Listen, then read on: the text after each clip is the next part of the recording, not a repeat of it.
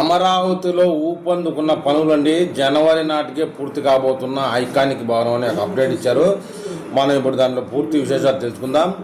Quantum వ్యాలీలోని iconic Bhavan కోసం తయారవుతున్న డిజైన్లు CM Chandrababu సూచన మేరకు నమూనాకు తుది మెరుగులు అయితే దిద్దుతూ ఉన్నారని చెప్తున్నారు. రాజధాని అమరావతిలో ప్రతిష్టాత్మక సంస్థల నిర్మాణాల పనులు ఊపందుకున్నాయి. దేశానికే తలమానికంగా క్వాంటమ్ వ్యాలీ నిర్మాణానికి రాజధాని అమరావతిలో అడుగులు పెడుతున్నాయి.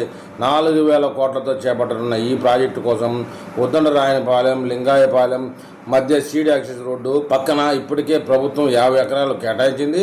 ఈ స్థలంలో మట్టి పరీక్షలు కూడా నిర్వహించారు. జంగిల్ క్లియరెన్స్ పనులు పూర్తి అయ్యాయి. ఈ 3 రోడ్డు నేషనల్ హైవే 10 అనుసంధానం అయ్యే ప్రాంతంలో రానుంది. క్వాంటమ్ వ్యాలీలోని ఐకానిక్ భవన్ కోసం డిజైన్లు అయితే తయారవుతూ ఉన్నాయి. ఇప్పటికే సిద్ధమైన వాటిలో సీఎం చంద్రబాబు పలు మార్పులు చేర్పులు చెప్పారు. దీంతో నమూనాకు తుది మెరుగులు దిద్దుతూ ఉన్నారు. ఇది ఖరారైన తర్వాత టెండర్లు పిలిచి గుత్తేదారుని ఎంపిక చేయబోతూ ఉన్నారు. వచ్చే ఏడాది జనవరి 1 నాటికి భవనాన్ని పూర్తి చేసేందుకు ప్రభుత్వం లక్ష్యంగా నిర్దేశించుకుంది. శాశ్వత సచివాలయం, హైకోర్టు నిర్మాణం పనులు వేగంగా జరుగుతూ ఉన్నాయి. గత నెలలో అమరావతికి వచ్చిన నిపుణుల బృందం ఐకానిక్ టవర్లు, శాశ్వత హైకోర్టు పునాదులను పరిశీలించింది.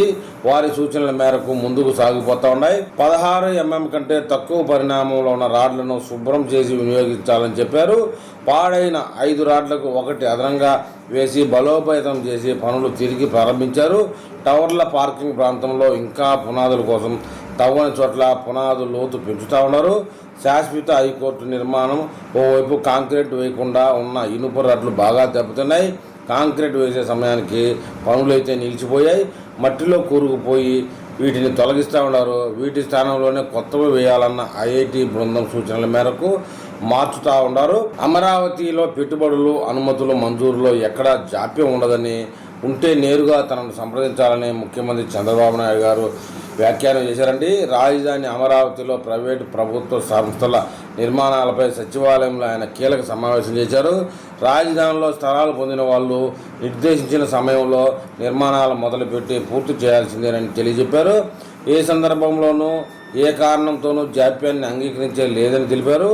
అమరావతిలో ఎవరు ఏ సమయంలో తమ నిర్మాణాలు మొదలు పెడతారు, ఎప్పటికి పూర్తి చేస్తారనే అంశంలో నేరుగా ఆయా సంస్థల యజమానులతో ముఖ్యమంత్రి మాటా మంత్రి కూడా నిర్వహించారండి. నెలలో నిర్మాణాలు ప్రారంభిస్తామని 3 సంస్థలు చెప్పాయి. 2 నెలల్లో ప్రారంభిస్తామని కొన్ని 15 సంస్థలు, 5 నెలల్లో నిర్మాణాలు ప్రారంభిస్తామని చెప్పేసి 13 సంస్థలు, 6 నెలల్లో నిర్మాణాలు ప్రారంభిస్తామని మరొక 17 సంస్థలు వెల్లడించాయి. ప్రతి కంపెనీ, సంస్థ ప్రతినిధుల నుంచి ప్రణాళిక తెచ్చుకుని ప్రభుత్వం స్పష్టమైన హామీ తీసుకుంటా ఉంది. రాజధానిలో వ్యాపార సంస్థలు, విద్యా సంస్థలు, హోటళ్లు, కార్యాలయాలు, వివిధ ప్రాజెక్టుల కోసం కేటాయించిన స్థలాల్లో ప్రస్తుత పరిస్థితిపై సీఎం అయితే చర్చించారు. సమీక్షకు ఆయనకు సంస్థల అధినేత ప్రతినిధులు, అధికారులు హాజరయ్యారండి. ఇప్పటి వరకు రాజధానిలో 72 సంస్థలకు 947 ఎకరాల సిఆర్డీఏ భూమి కేటాయించింది.